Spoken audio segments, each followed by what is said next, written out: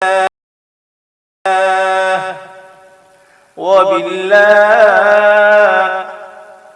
ومن الله. بسم الله الرحمن الرحيم. Assalamu alaikum wa rahmatullahi wa barakatuh. May the peace and blessings of Allah be on the noblest of the prophets Muhammad sallallahu alaihi wasallam, his household, his companions, and all those who follow him in righteousness to the day of reckoning. I take this opportunity to welcome you to another edition of Ramadan in 10 minutes on RAANOD TV. Ramadan in 10 minutes is supported by Fadi's Beauty Shop. Fadi's Beauty Shop deals in cosmetics and provides skincare service, beauty and personal care. They are located at Okanshi and they can be reached on 0242 919443. As we started from the beginning of Ramadan, we just remind ourselves about the significance of the period we find ourselves in, and then also learn something. And today we just want to remind ourselves by what Allah says, Ya ayyuhallazina amanu kutiba alaykum siyam kama kutiba alal ladzina min qablikum la'allakum tattaqun. That, oh, you who believe, Allah has ordained, Allah has prescribed fasting for you, just as He did for those before you, so that you may learn self-restraint. That is what we want to remind ourselves of. The essence, the wisdom behind fasting is for us to be God conscious. Today, we want to learn a few things from the life of one of the companions of Muhammad sallallahu alaihi wasallam. He was known as Habab ibn Arat radiallahu anhu. This was someone who belonged to the tribe of Banu Sa'id ibn Zaid. He belonged to that tribe, and his father's name was Arat bin Jandala, and his title was Abu Abdullah, and some also refer to him as Abu Muhammad, and some also refer to him as Abu Yahya. That is the titles that were given to Habab ibn Al Arat. This was a companion who had to undergo a lot of torture just because of his faith in Islam. And we want to recount a few of the things that took place and see if we can learn a few lessons from his life. So Habab was sold during the period before the advent of Muhammad sallallahu alaihi wasallam in Mecca as a slave. There are two narrations. One said he was sold to Utbah ibn Ghazwan. That is the first narration. But the popular narration that is accepted by most people was that he was a slave of Anmar, and she is the one who was supposed to have tortured Habab radiallahu anhu. He was the sixth person amongst the early companions to accept Islam, that is Habab, and he was the first to be tortured for the sake of Islam. When Anmar went to the slave market to buy a slave, he realized that Habab was very young and energetic, and she needed someone who could be of help to her.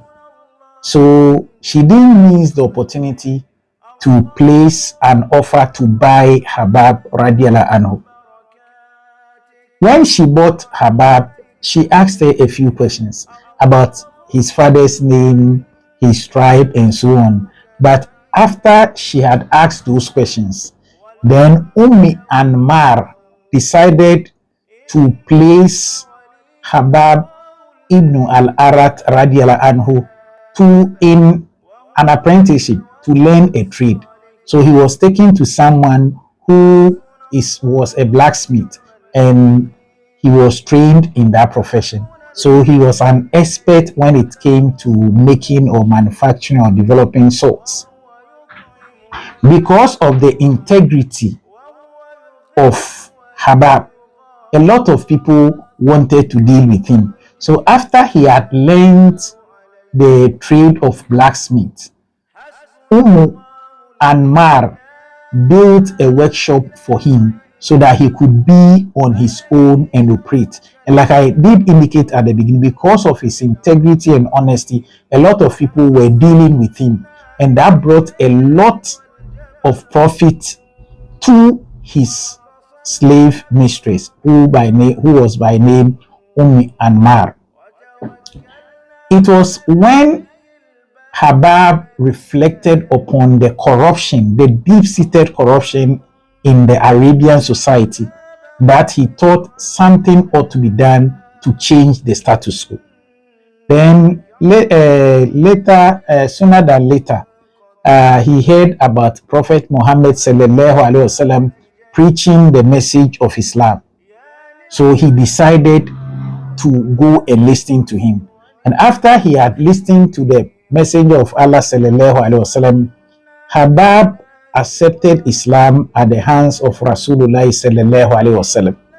And this was someone who did not hide his newfound faith.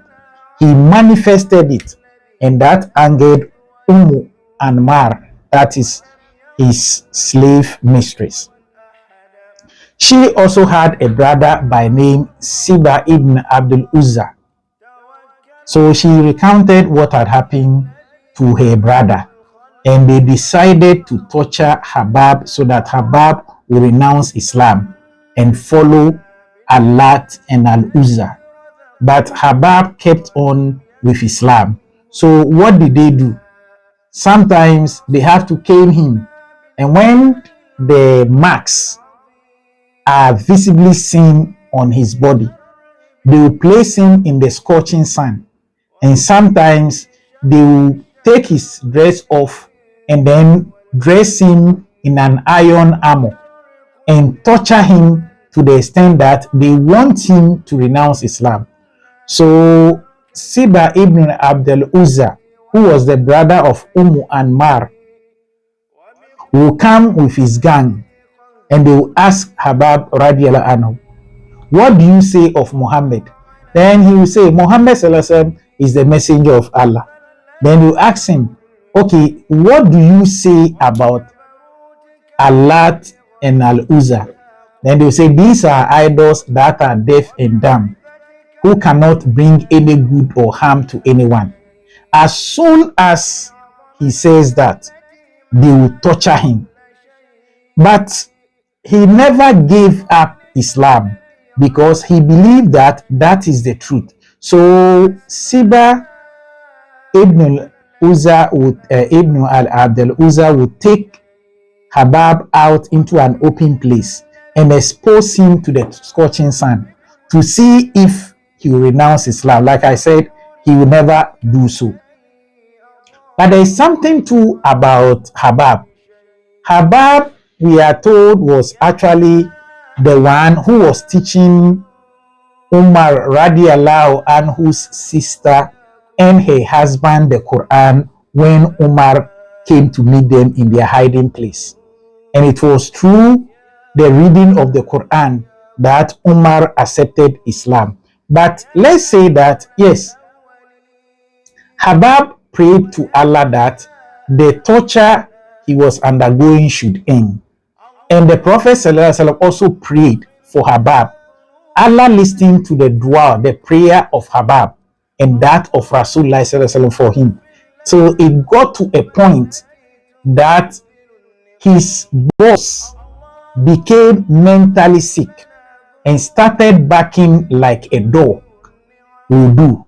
So when it was time for the companions then to migrate to Medina, Habab decided to join them, and her mistress could not prevent him from doing so. When Habab migrated to Medina, he experienced ease and comfort, and that was when he practiced Islam to the fullest, to the extent that he lived long enough to be under the Khulafai Rashidun, or the four successors that succeeded Muhammad sallallahu alaihi wasallam. And in the last phase of his death, Habab was someone who was so wealthy and he was generous, to the extent that even the poor people in Medina knew where he kept his money. At the point of death, he said, I have acquired this wealth through lawful means, but I don't know what happens in my absence, that is when I am dead. Unfortunately, this is how far time would permit us. Let me say that yes, people have suffered for the sake of Islam, and if we also do so, it will augur well for us. This program, Ramadan in 10 minutes, was supported by Fadi's Beauty Shop.